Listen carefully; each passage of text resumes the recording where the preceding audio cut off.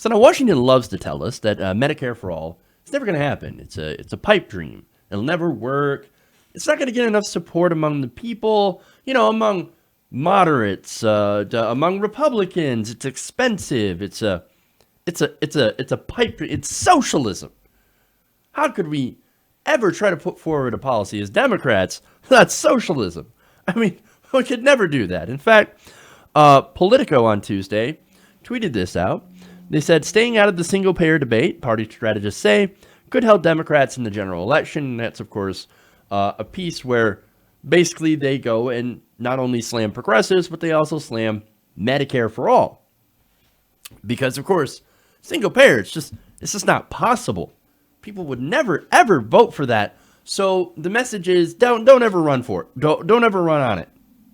I mean, these people like Bernie Sanders and Alexandria Ocasio-Cortez, they're aberrations. They could never win in middle America, man. And you know what? They're alienating potential voters with their wild and crazy socialism.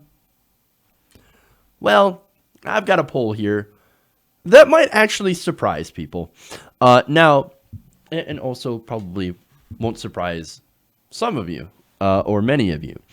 Now, this poll was done by Reuters, and it came out yesterday, and it shows an increasing level of support for Medicare for All. Well, how much? I mean, already before, it was a majority of people, over 60% of Americans, a large majority, over 70% of Democrats, and nearly half of all Republicans in previous polls supported Medicare for All. Well, I mean, Fox News has been airing segment after segment on Alexandria Ocasio-Cortez and socialism and all that, and Venezuela, and of course, you had the recent fact check by Jake Tapper, where he completely ignores even the Koch brothers study that pointed out, despite the fact that the author did not want this conclusion to come out, that Medicare for All saves at least $2 trillion. So what's the result, right? Of all that propaganda campaign against Medicare for All, where are we at? Well, it didn't lose ground, but did it gain ground? Well, it turns out it actually does gain ground. Apparently, 70% of all Americans now favor a Medicare for All single-payer system.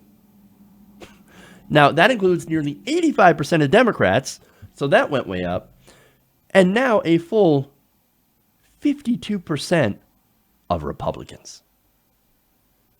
That's over half of Republican voters saying, you know what? I want government-run health care. And Democratic establishment figures are like, we'll never have it. No, pie in the sky. No, we got to go after these middle-of-the-road voters. In fact, Politico wrote that the notion of government-funded health care has proved a tough sell to Democratic voters in swing districts that would determine control of the House. That's what they wrote before. They said the problem is Medicare for All just isn't one of those litmus tests for Democratic primary voters, said John Anzalone, a veteran Democratic pollster whose firm helped to defeat a single-payer advocate in an Iowa swing district this year. They said voters are smart enough to know that Medicare for All isn't going to happen right now, or maybe ever. Well, I just showed you the poll. I just told you about it. Reuters poll, 85% of Democrats. So then what's the disconnect here? Well, it's articles like that tell Democratic primary voters, hey, man, look, we know you love the idea of Medicare for All, but the politicians that are running in it, they'll never win in a general election. They'll never win against Republicans. So you have to vote for the pragmatic option. But wait, 52% of Republicans, conservative voters, are like, yeah, no, we think that Medicare for All is the pragmatic option. And actually, when you look at it, it absolutely is. It saves money. It covers everyone. That is the more pragmatic option. But of course, the establishment, the Democratic establishment, the Republican establishment hates this. And they all put out these hit pieces And because they want to make this point.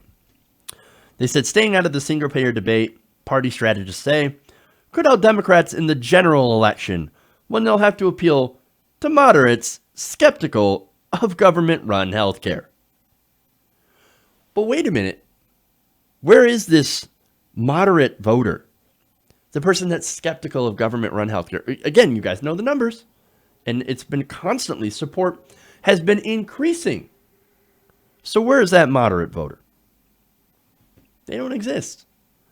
In fact, Crystal Rhodes, head of the Democratic Party in Nebraska's Douglas County, told Reuters, quote, Democrats have been fixated for 20 years on this elusive, independent, mythical middle-of-the-road voter that did not exist and does not exist.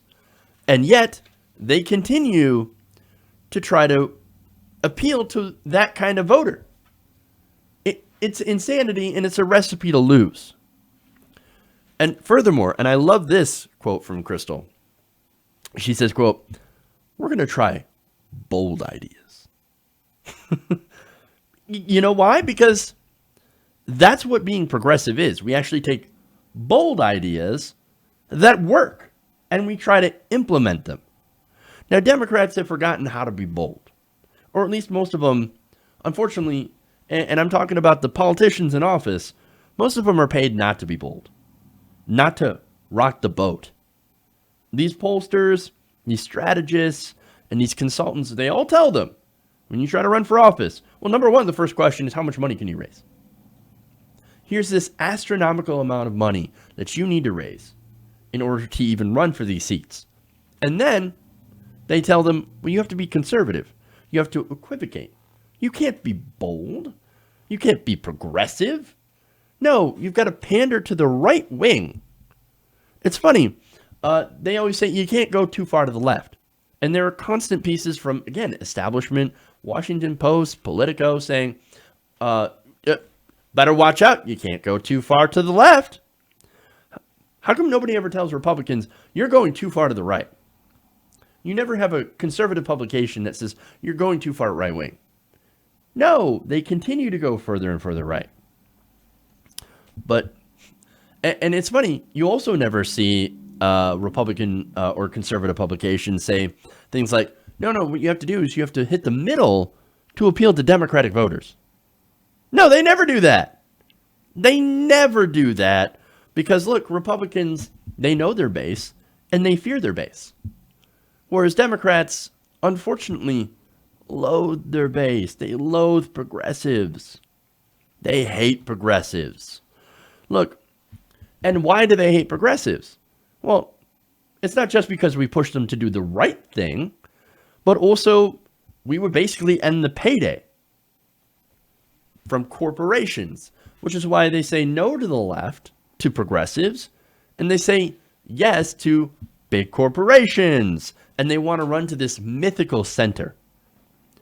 I mean, look, these consultants, these operatives, these pollsters, they all get paid, even when Democrats lose. They still get their money. They still get their money.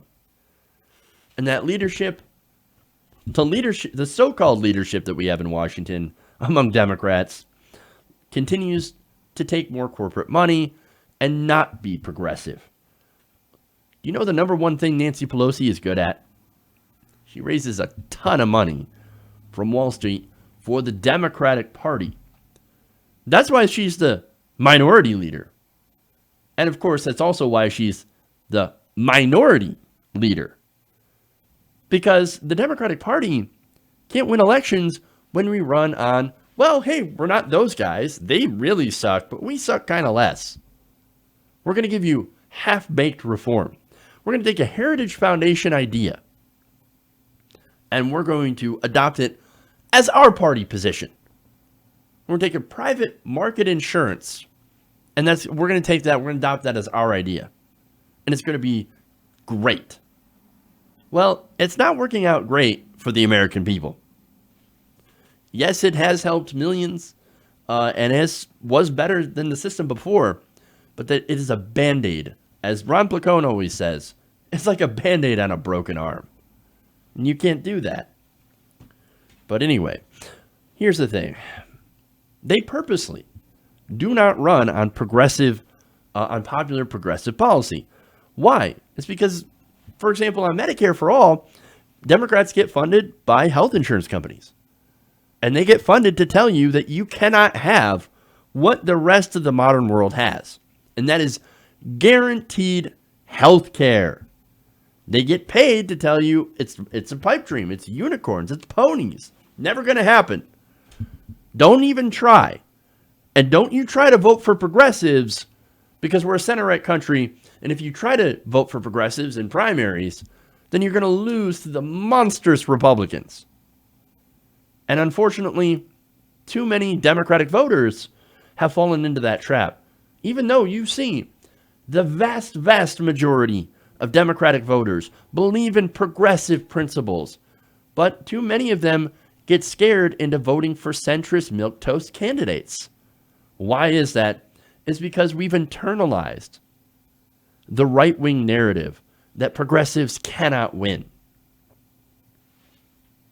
It is very, very unfortunate. And this poll, however, it does kind of show how wrong that is. Look, I used to believe the Democrats were on the side of facts, right? Fact is, Medicare for All, even studies meant to try to debunk Medicare for All, ends up saving money and is incredibly popular with the American people. It saves money, and more importantly, it will save American lives. It's time the Democratic leaders accept reality and start pushing for Medicare for All. Or, if they won't, then just get out of the way. Hey everybody, thanks for watching this video. If you want to see more like this, please hit the subscribe button below. And if you want to support truly independent progressive media, please consider becoming a patron at patreon.com/TYTNation.